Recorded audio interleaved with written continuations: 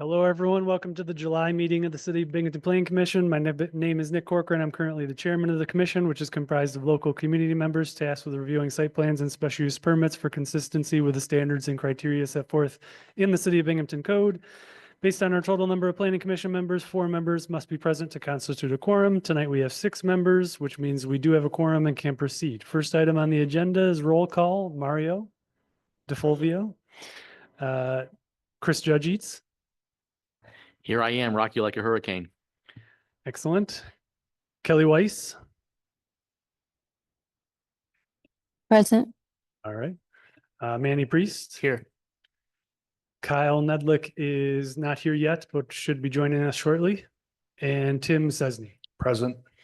All right. Second on the item on the agenda is the approval of last month's minutes. Anybody see anything that needed to be adjusted from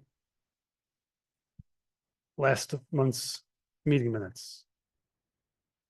And if not, is there a motion to approve? Motion to approve by Tim, seconded by Mario. All in favor? 5 in favor, 1 abstention. I'm going to abstain because I wasn't here last month. That's right, 1 abstention. All right, 5 in favor, 1 abstention. So that passes. All right. On to the next portion of our meeting, which tonight is public hearings and final deliberations. In this portion of our meeting, we will be holding open public hearings to obtain public opinion in regard to specific projects that are up for review. Applicants will be asked to come to the microphone and make a brief presentation describing their project. For most projects, this is the second time we are reviewing your information, so it would be very helpful if you could please give a brief overview of your project to remind us what you're planning, and then clearly identify any changes that have been made since the last time we saw you. When the applicant is done presenting and any clarifications have been reviewed, we will open the public hearing and allow members of the community to speak about the applicant's proposal. After the commission has heard from all community members interested in speaking tonight, the public hearing will be closed and the commission will deliberate. To our applicants, when your project name is called, please come to the microphone and start off by giving the name and address of any member of the team that is planning to speak. And to anyone from the community that will be speaking in regard to a project tonight, please also start off by stating your name and address for our records. So tonight, our first public hearing and only public hearing is for the applicant Balwant here. Project address is 74 Tompkins Street. And this is a site plan review and special use permit for the construction of a mixed use building with a ground floor convenience store and 3 upper story, 1 bedroom dwelling units in the R2 1 and 2 unit dwelling district.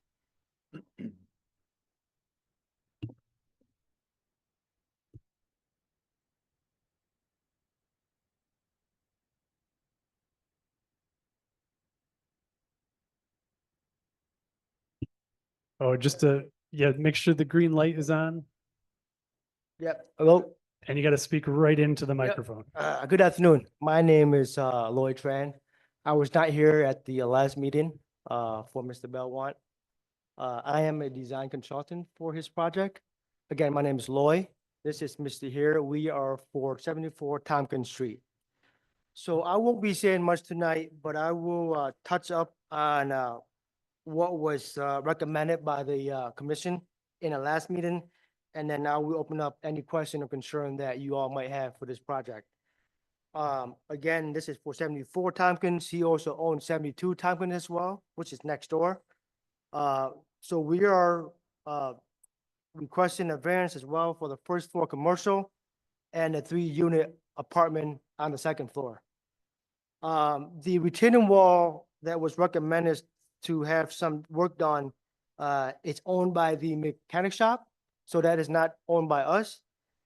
We have revised the site plans to include a dry well at the front of the entrance. And the dumpster, we also added 3 more parking space in the back coming into Hall Street. And the dumpster will be enclosed by a chain link fence with a privacy slat.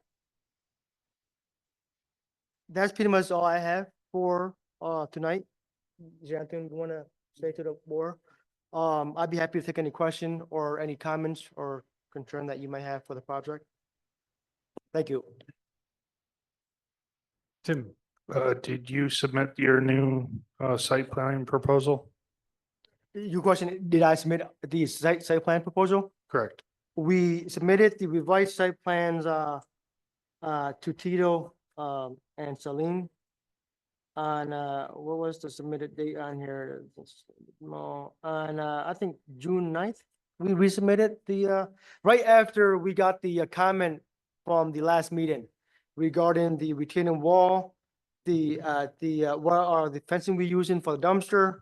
How are we treating the, impervious, asphalt? So all of that has, and then also the, parking lighting.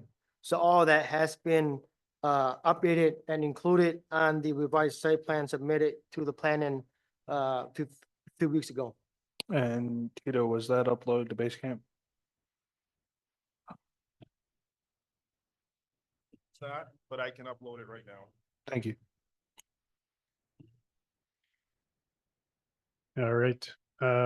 While we wait for that to get uploaded, Chris, you have. That's fine. So to educate both all of us who are here on the panel and also anybody who's listening at home, can you describe for us what's going on with the porous pavement under the new plan? Can you, please further, expand that question a little bit?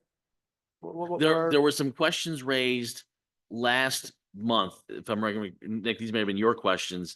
That if there's going to be some sort of pervious or porous asphalt used to pave the parking lot, where correct. is that draining to and how is that draining away? And does there need to be a potential urban runoff reduction plan? So if that's been addressed in the plans, if you could still verbally communicate that, because the people who are listening at home won't be able to Yes. read the plans. So on the revised site plan that was submitted, I have shown a dry well, with a simple DW, right at the, on the right side of the front entrance going into the parking space there.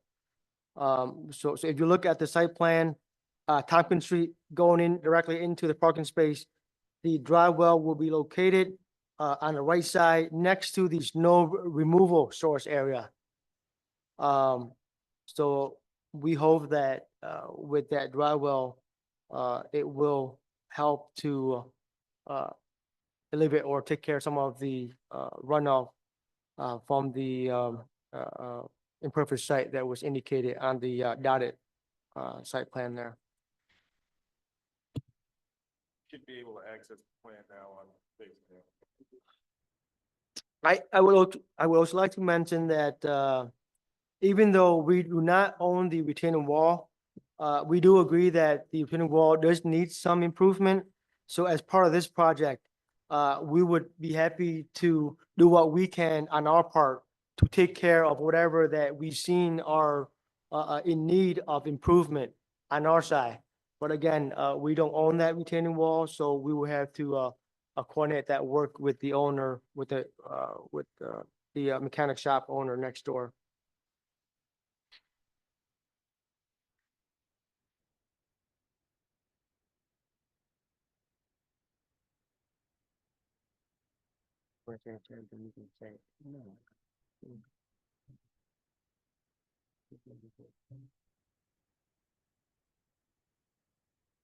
And Tito, one other question for you. There's a couple references both in the staff report and in the minutes to the need for a use variance by the ZBA. What is the time frame on that? And should our approval of the site plan be contingent upon ZBA approval of the use variance? Yes. So the applicant appeared before the zoning board at last month's ZBA meeting. They didn't get to vote, although generally the feedback seemed neutral to positive. But they decided to table it because there was a question about the public noticing and whether it was done correctly. We since determined that it was done correctly, but they tabled it out of caution. And they're on the agenda for next week's zoning board meeting. If you do approve the site plan, it should be subject to the zoning board approving the use. We also wanted to add on, that, there was supposed to be a COD meeting at 12:15 today. That did not have enough board member, so that was tabled as well. But, Dylan mentioned that, maybe we would do a, special in-house, meeting for that. And, we don't see any problem for that COD to demolish the house that is there now. The only thing that we have to apply for an asbestos, permit to, demolish that house, on that lot right now. So, I just want to add that, but, we will taking care of that, within this week here or so with the, demolition.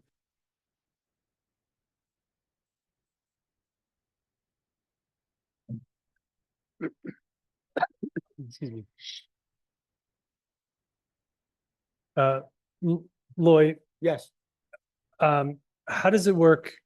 So it appears that the retaining wall on the one side of the property, even though it's owned by the neighbor, it appears if you take down, it looks like it's resting on two of the trees that are along that property line.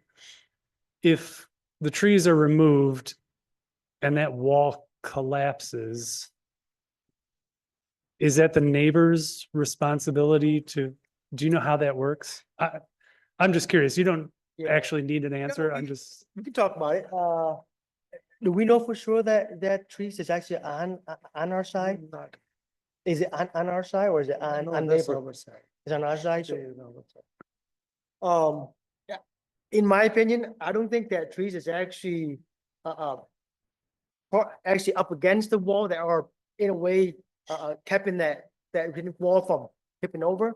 Yeah. But that's just something that we have to discuss with the neighbor okay, and see how we want to make it work. But like I mentioned, we'd be happy to address any concern that might bring up during construction on our side. But other than that, we don't want to go any further as far as actually ripping down part of the wall or the entire wall or whatever we need to do to it to make it workable. gotcha. Okay.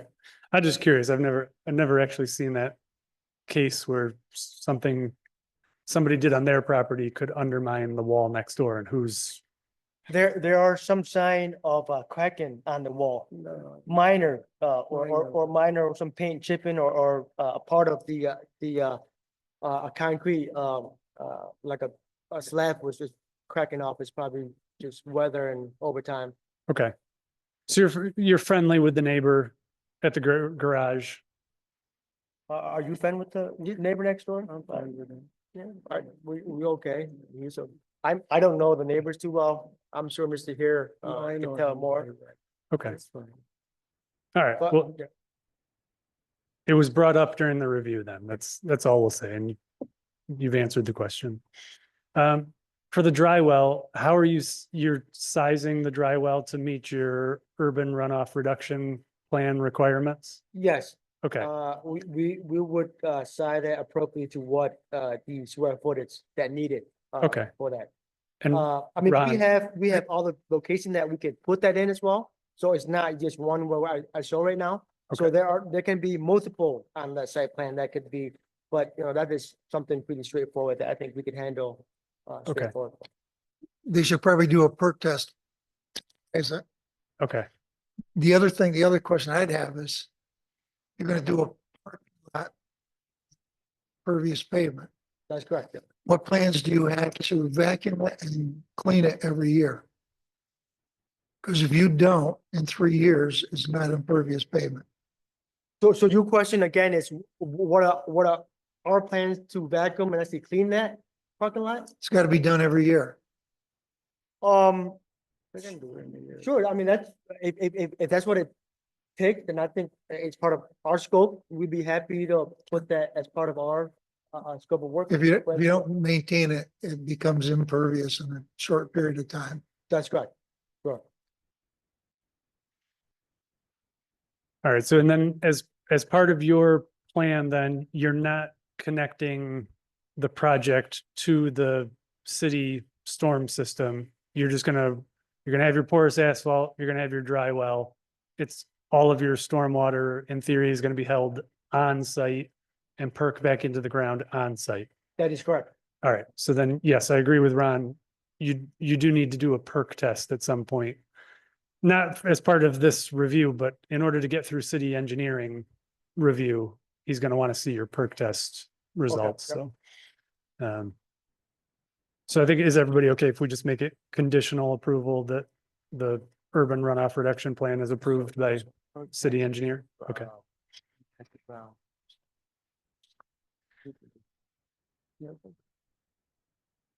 All right.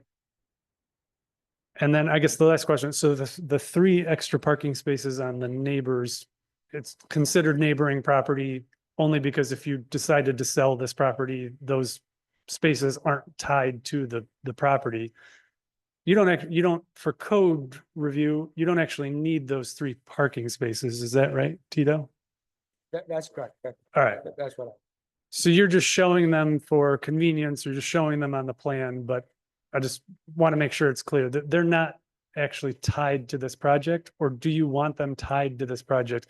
Only because that requires some legal, you'd have to put a easement in there. We don't need it for the project, but we do want the tenants to use Hall Street and drive back there and actually park back there and go up the stair behind, rather than using the front parking lot, which they can park in the front. But since Mr. here owns 72 Tompkins, he's planning on being there for a while. I hope. So we're showing that as part of this project to make it look more.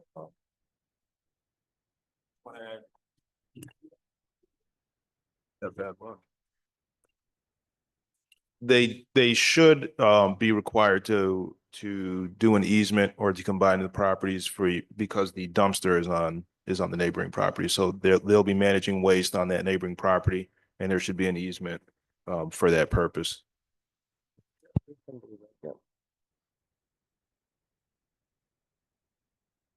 And then it's smart to make that a conditional approval, an easement for an approved easement for the dumpster.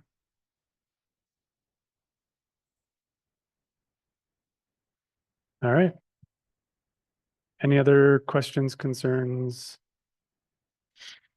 All right, well, let's do this. So we're here for a public hearing to see if there's anybody here to talk about the project. So let's open the public hearing and we'll give people an opportunity to speak.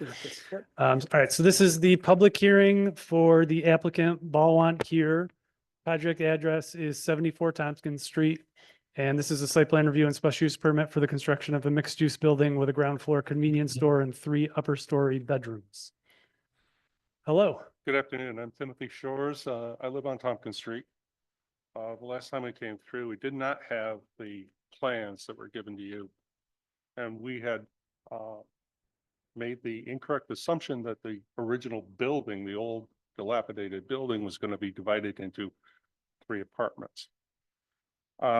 We're concerned that we're looking at 3 apartment being permitted in an R2, and it may set a bad precedence for any other landlord or property owner to use that as a reason why they can't be denied.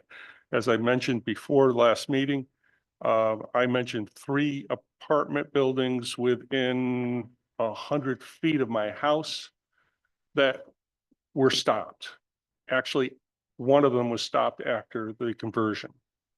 They had to tear it apart. So there is a propensity for landlords to misuse this and actually enter a 3rd apartment where only 2 is allowed. So we're partially concerned about that. Talking with neighbors, I find that some people are looking forward to having a local grocery store or a convenience store. But then others are adamant against having a convenience store, which would turn into a North Side deli, or having an all night or late night operation like Kennedy Fried Chicken enter into our neighborhood. I might add, my daughter's been to your store. She says you're very polite and helpful, and I don't want to say that there's all bad things. My daughter speaks very highly of the attention she gets when she does go to your store. So looking at this plan that's presented, we're looking at 3 apartments over a convenience store and 8 parking spots in the main parking lot. 3 parking spaces, which we're hearing is going to be dedicated to the residents of the second floor apartments. There is an apartment right now at the rear of 72. There are 2 cars for that. So we're really looking at 1 space dedicated to the second floor apartments. I can speak directly to this problem with experience on Penny Lane in the first ward, where people didn't realize the developer was given variance not to put in a sidewalk because it was a cul-de-sac community of townhouses. And before long, we had cars parked all over the streets. Who knew you had a 2-bedroom apartment and 2 hockey players were there and their 2 girlfriends. So 1 car was in the driveway. The first one that showed up got the driveway and the other 3 parked on the street. And it happened all over the street. And because there was no sidewalk, the mail was delivered by a car. And with a car parked blocking your mailbox, there was no mail delivery on that street. And they came in screaming bloody murder, and getting a resolution of that problem was very difficult. They refused to even have a gang box put in. So we're looking at this plan saying there's not enough parking. 8 parking spaces for a convenience store. There's no place for the employees to park. You've got an apartment in the rear of 72. 2 cars are already there. Is it possible you're going to have 6 more cars because of 3 apartments? Very possible. Maybe somebody's going to have a friend stay over. Maybe there's going to be 2 people living in an apartment.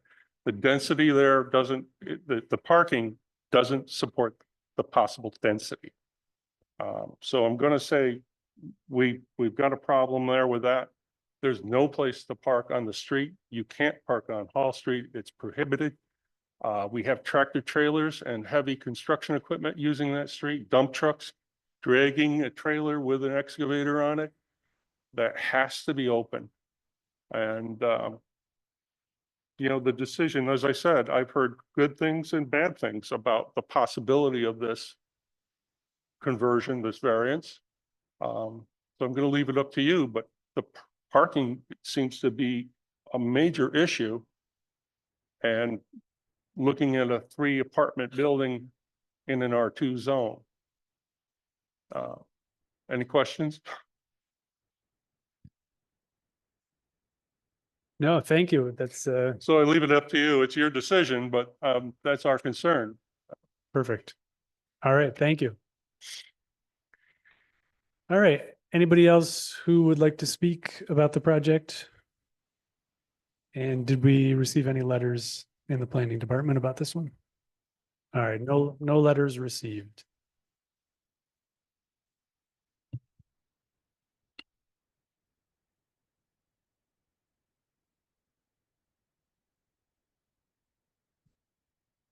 All right, seeing nobody else approaching the microphone, we'll close the public hearing. All right, so the applicant can come back up and address any of the questions, comments that were made during the public hearing.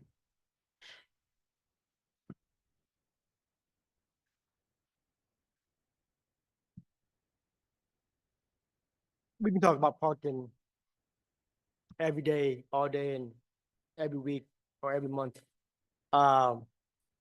Like I indicated, we don't need to show that 3 parking lot in the back. Lloyd, hold on, Can you- I know, but I can speak probably loud enough already. but we need it for the, Oh, okay, all right, sure, yep, sorry. perfect, thank you. We don't need that 3 parking lot in the back. The apartment above can use the parking space at the front of the store.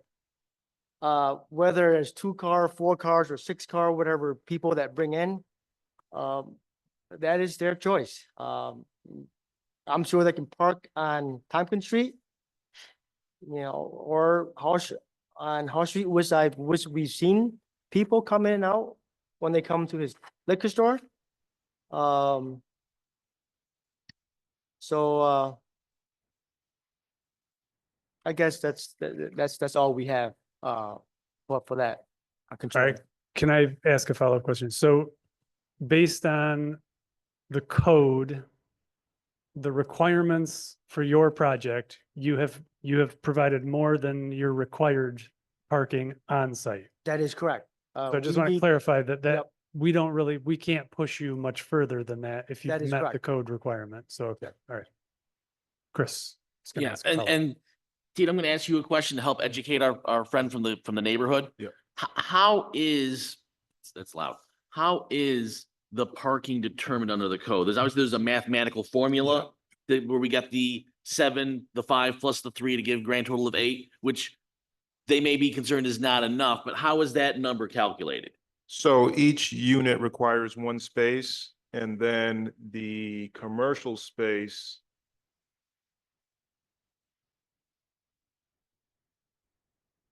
is one per every, What is it? Is it 500 square feet? I right, believe, Nico? 500 square feet of gross floor area, but I just want to confirm.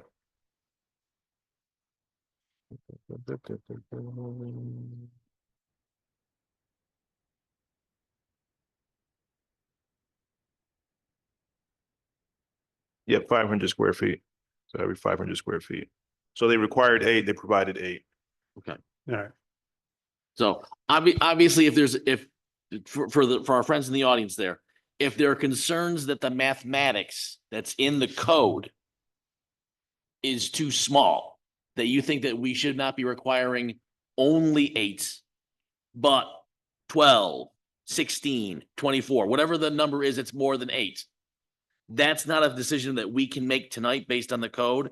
That's what you basically got to go to city council and say, the code's drafted incorrectly. It's not requiring enough parking spaces for apartments and or commercial buildings. Now, I don't know how much this gentleman can say because the public hearing's closed. You should hang around so we can discuss this afterwards. Yeah, Don't leave. that's a good way to do it. All right, so you talked about the parking. Anything else you want to address from the comments? That's all we have, unless you guys have any question. I don't stated before or not, but can you just go over the hours of operation that you'd be looking at running this store as well? The hours we're looking, from 8 to 11 o'clock, 8 in the morning to 11 PM. Monday through Saturday. That's what we indicated on our application, correct? Yeah. That's correct, yep. All right.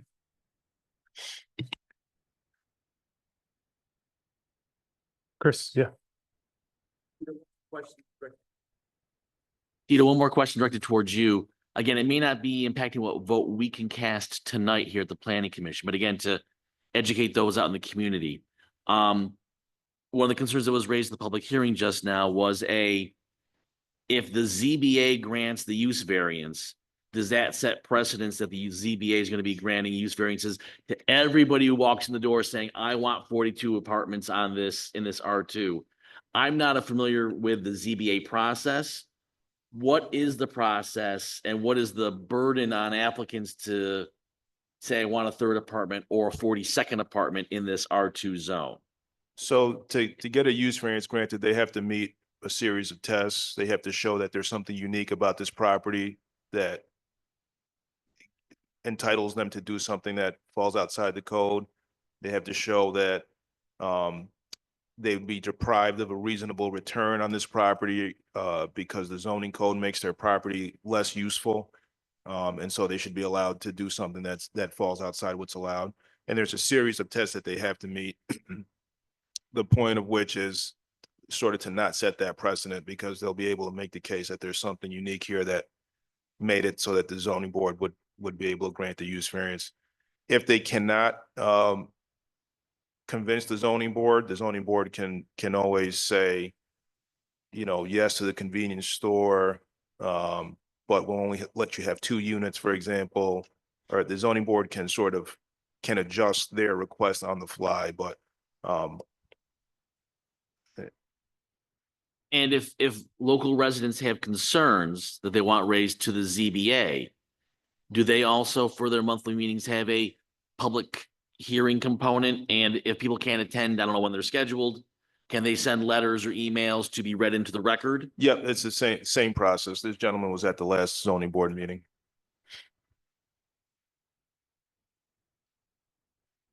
Tim? I think my other question was when we were talking about tying in the dumpster and those additional parking spots, was that something that we were gonna say in contingency too? Or, because what happens if 74 Tompkins gets sold, but that's the dumpster and it's located technically on the property of 72? Yeah, so they That's the definitely easement. will have to have an easement Okay, for the dumpster on 72 okay. Or they can combine the parcels. or combine the parcels. Yeah. Easement mean that we have to put use-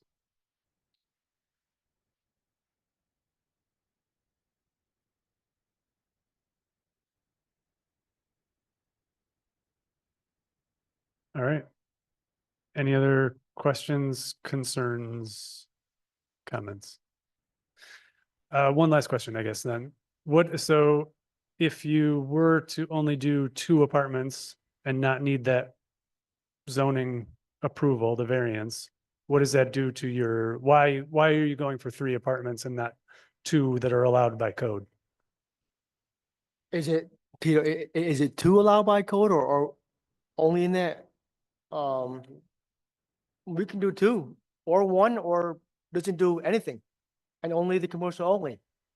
We thought that, to help out this project and to somewhat, improve that corner of the site, we believe that it will be more beneficial for us with this part of the project with the lot that we have.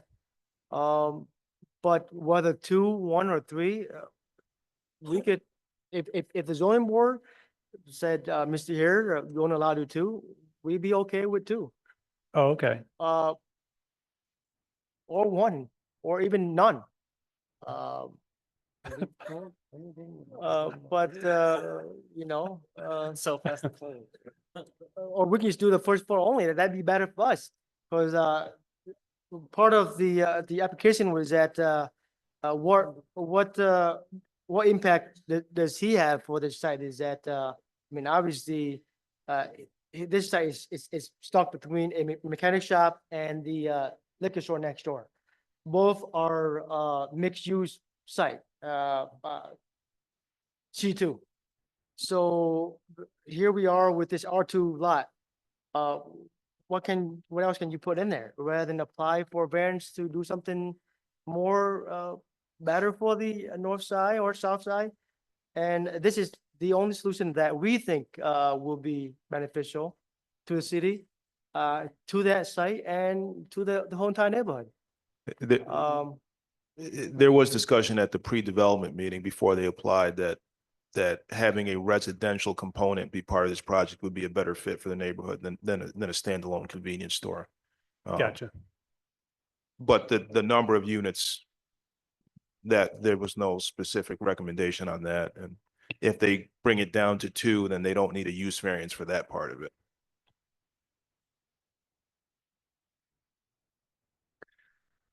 All right. So I guess if the zoning board rejects the variance request for 3 apartments, do they have to come back for a modified site plan approval? Or if we approved it with 3 and they only do 2, it's just a minor change, it doesn't need to come back here? Yeah, that would be a minor change because they Minor wouldn't be changing anything on the site plan. It would just be the floor plan and it would be less intense than what you approved. All right. Do Tim? we have the ability to vote on just the 2 or are we going on just 3? You're just voting on the site plan. The use is up to the zoning board in this Okay. case because it's not an allowed use. If this was allowed in this zoning district, then you would be approving or denying the whole thing, use and plan. But since it requires a use variance, we have to separate the 2, the plan from the use. All right. All right. Any last questions, comments, concerns? All right. So then I think we're gonna, in a way, we're gonna put it back to the zoning board to make the decision about the apartments, the number of apartments, the variance, because we don't really have the ability to mess with that here, so. All right, so I'll make a motion. At the last meeting, we determined that this proposal involves the construction of a building that requires a use variance, which is an unlisted action under seeker. So therefore, I'll make a motion for a negative declaration for seeker review based on the following items. Will the proposed action create a material conflict with an adopted land use plan or zoning regulation? No or small impact. Will the proposed action result in a change in the use or intensity of use of land? No or small impact. Will the proposed action impair the character or quality of the existing community? No or small impact. Will the proposed action have an impact on the environmental characteristics that cause the establishment of a critical environmental area? No or small impact. Will the proposed action result in an adverse change in the existing level of traffic or affect existing infrastructure for mass transit, biking, or walkways? No or small impact. Will the proposed action cause an increase in the use of energy and it fails to incorporate reasonably available energy conservation or renewable energy opportunities? No. Will the proposed action impact existing public or private water supplies or public or private wastewater treatment utilities? No or small impact. Will the proposed action impair the character or quality of important historic, archaeological, architectural, or aesthetic resources? No or small impact. Will the proposed action result in an adverse change to natural resources? No or small impact. Will the proposed action result in an increase in the potential for erosion, flooding, or drainage problems? No or small impact. And will the proposed action create a hazard to environmental resources or human health? No or small impact. So based on all those items, I'll make a motion for a negative declaration for seeker review. Second by Kelly, all in favor? All right, that's 6 in favor, 0 opposed. All right, and then for the site plan review, I'll make a motion that the requirements for site plan review and special use permit have been met, contingent on the plans being approved by city engineering for the urban runoff reduction plan, that an easement is created for the dumpster area, or the parcels are combined so that the dumpster is on the property that it goes with. And contingent on getting the zoning or the easements, sorry, the variances approved through the zoning process. Was there anything else contingent? Those are the 3. All right. So based on those, I'll make a motion that the requirements for site plan review and special use permit have been met. All right, second by Manny. All in favor? All right, 6 in favor, all opposed, and 1 opposed. All right, so that's 6 in favor, 1 opposed. Just oh. for the record, I think it was 7-0 for the first vote too. Seven for- You said 6, but I'm I sorry. apologize for being late. I forgot to put on Thank there you. that Kyle has arrived, yes, Yes. for the record. Thanks. Yes. All right, so 6 in favor, 1 opposed on that. All right, so that's an approval to move forward if you get your variances from the zoning board.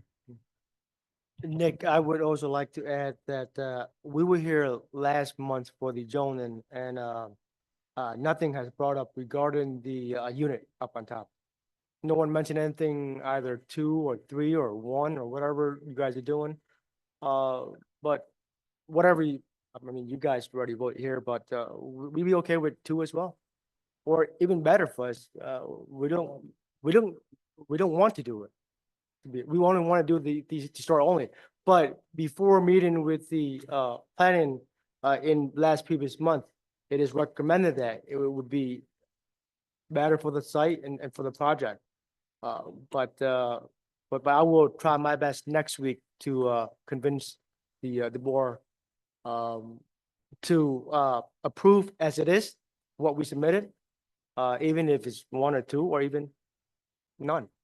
So I just want to add that to them. All right, I think there was a disconnect. I think we weren't thinking in terms of the city's housing crunch that they're Yeah, because experiencing right now. nothing so. was raised up during the last meeting. No one said anything about Mr. Here, you can't do 3 or 2 or 1, or you can't do anything at all. So I know why it came up now, but I thought I just mentioned that.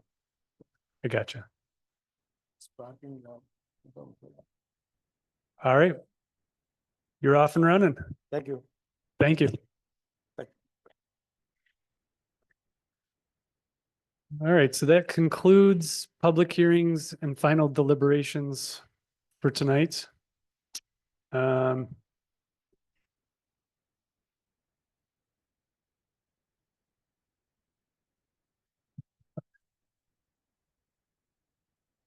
guess while you're here, was there anything you wanted to talk about? Oh, okay. Afterwards, I gotcha. Okay. Oh, beautiful.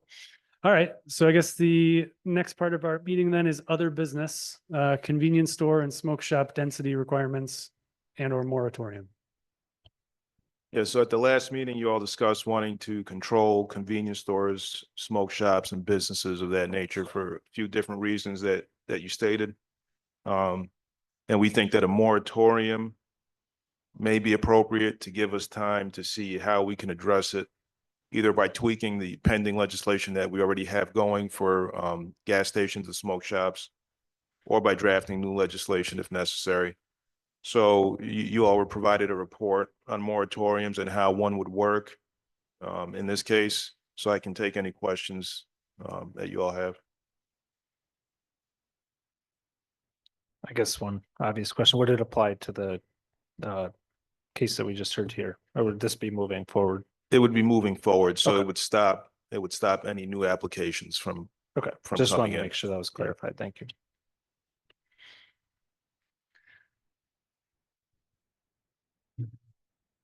Before we put you through you and your colleagues in planning through all this work, is there appetite on the city council to bite at this apple? So the public health legislation puts limits on smoke shops and on convenience stores that sell tobacco or smoke products. And we presented to their planning committee, not to be confused with the planning commission, and they were receptive. That's not the full council, but if the planning committee is good with it, that's a pretty good sign that the full body will be good with it. So they were not opposed to it. And then the mayor's office is not opposed to this either.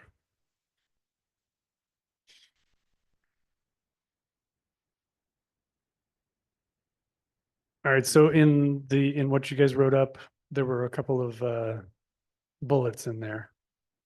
Prohibit tobacco retail within 1,000 feet from a school, an increase from the current 500-foot radius. Define smoke shops and only allow in certain districts. Include 1,000-foot density regulation for smoke shops and convenience stores to sell smoke products, and include liquor, beer stores under the convenience store definition. So those are the main topics that they would be thinking about. That's what's currently in that public health legislation. If you all wanted to add further restrictions on convenience stores, or sort of expand the definition of convenience stores so that it would catch more types of stores, those are things we could do. But the first step would be a moratorium to kind of take a look at making those changes. I guess the only thing I thought was missing was the gas station component. Yeah, so there is gas station stuff in there. It's just not Okay. included here Okay, in great. this. But there is gas station stuff in the public health legislation. Okay, There's 1,000-foot density rule for those. okay. And when you say the 1,000-foot density rule, what does that mean? You can't have a gas station within 1,000 feet of another gas station. Another gas station? And there are other things, there are other requirements for proximity to residential properties for gas stations as well. Okay. Would this include cellular telephone shops, like a Boost Mobile or something like that? No, those are considered general retail. And those are permitted by right in most commercial zoning districts. But it could be added. It could be, we could define those as separate use or include them under the convenience store umbrella. But it could be addressed. I don't know. Does anyone else have an opinion? I wouldn't mind including that. Don't feel particularly strong, but it does seem like those are among the stores that seem to be popping up in greater frequency. I agree with that. Yeah, Also, are we looking at imposing this for 6 months or longer than that? That's totally up to the planning commission. It has to be a reasonable time frame. And most of the places we looked at did 6 months. Johnson City did 12 months. I think more than 12, if somebody wanted to challenge that, they might have a case that that's not reasonable because we don't really need that much time to amend the zoning code. But the time frame is up to the planning commission. Well, it's up to city council, but you can recommend whatever time frame you decide. Yeah, I'd be okay with recommending 12. 12 months. I was gonna say 12 months is usually reasonable. I think the reason why the 6 months was recommended is because there's already the public health law legislation being proposed. But 12 months is generally an acceptable, reasonable amount of time. Okay. So can I request a change to 12 months? Yeah. Let's see. So ultimately, Tito, you need a motion from us. Yes, you'd have to make a motion to issue a moratorium on convenience stores, smoke shops, and anything else you want to add in there, and state the amount of time you would like it to last.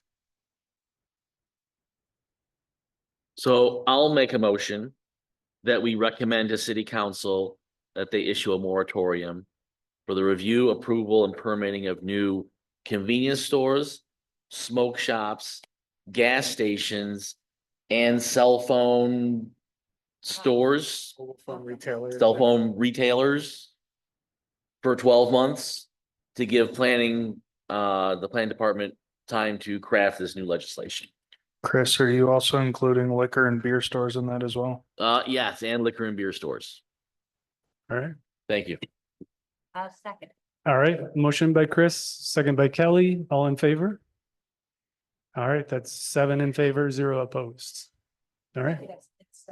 I feel like it's just a- All right, so we'll put together legislation for a moratorium. That'll go to city council, then they decide if they want to enact it or not. And then from there, we'll take our time with the broader legislation. Thank you for all your work on this. Yeah. All right. Any other business? Kelly? I'm wondering if we can, I think I got a faulty one. Okay. I'm wondering if we can address what the new changes are to us releasing any financial information being on these boards and committees. Oh, yeah. So I'm not super well versed in that. There is a form. I believe there's a form that appointees, which include you all and me, have to fill out and submit. I think we have at some point next year. I can get you detailed information on it, and it's attached to the legislation that they passed. But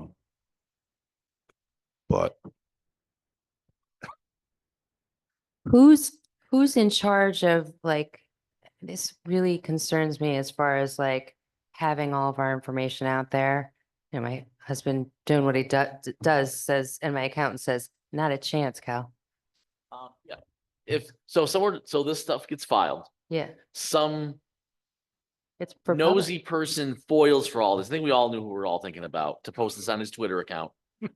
Yeah. What stuff will be redacted by city staffers before it's released to the public? That's a good question, and you know, to be completely honest, I don't love the idea of putting my dependents' names on there. They're minors. I Ryan, don't, has corporation counsel thought about what kind of guidance will be given to, I'm not sure who's collecting. Is this the city clerk's office that will be it's in the charge city of clerk's this? office, yeah. Is corporation counsel going to have a hand to make sure that a lot of personal information is not being distributed to people who don't need to know all of my yes, I've submitted stuff, yes, but yeah. So under FOIL, everything is disclosable unless it fits into an exemption. One of the exemptions is that disclosure would constitute an unwarranted invasion of personal privacy. And the current procedure that we have is the clerk's office is the FOIL officer. They typically will send out or review the records, do their own redactions, and then send it to me as the FOIL compliance attorney to review before final disclosure. So things like dependents, personal addresses, those types of things would be exempt from disclosure as a matter of law based on advisory opinions and court cases. The advisory opinions from the Committee on Open Government. In terms of anything else, that would have to be done on a case-by-case basis, depending on what's in there. But the general basis for redaction in those cases would be whether it would constitute an unwarranted invasion of privacy. And what's the logic in doing this to begin with? Was that to me? Yeah, anyone who wants to answer that one. Or would you mind repeating it again? I'm sorry. What's the logic in submitting this to begin with? I don't know myself. I wasn't at the council meeting when it was approved. Sorry. So I'm sorry, just so I can kind of understand and wrap my head around this, they're asking for our financial stuff? Mhm. Yeah, they're asking for certain financial information. This is something that city council proposed. I think it stems from a member of the public making a request for this. I think is the original impetus for this. City council took it up, and this is what they came up with. This is a conflict of interest thing. They're just making Yeah. sure nobody. It's like a is- transparency ethics thing, I guess. So may I ask counsel then, while I understand that why these things could be put into place, I just don't understand why it wouldn't be in the hands of a fiduciary or somebody who is on behalf of the city to audit and make sure these things are done, not to the public, you know what I mean? And I get, even though you redact things, it's just, if I wanted all that out there, I'd run for city council. You know, this is something that I just feel like it goes above and beyond. And I think if a private entity that works with the city could oversee that information, I'd feel a lot more confident with that to see if there's any conflicts of interest. It makes sense to me. I get that, but I don't get it any way, shape or form that it should be, our information should be out to the public. And I don't do we have any recourse against this? Just seems kind of out there to me. And I think until we see the form, I know my wife has to do this for the library board that she was on. And I know that we had some, I don't know, just long discussions about whether or not how much she was putting on there. And ultimately we decided that's not anybody's business. So we left some stuff. If I'm not mistaken, it's the same form that the county uses. Oh. So it's the Oh. same thing that she would. It wasn't that bad then, I could say. I mean, but I don't know what everybody's situation is, so it's.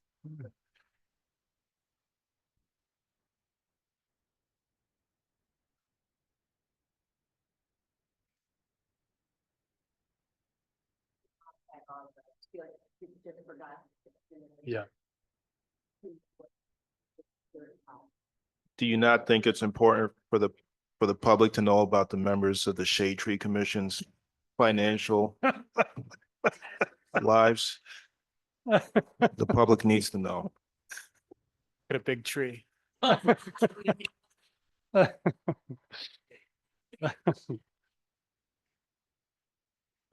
right.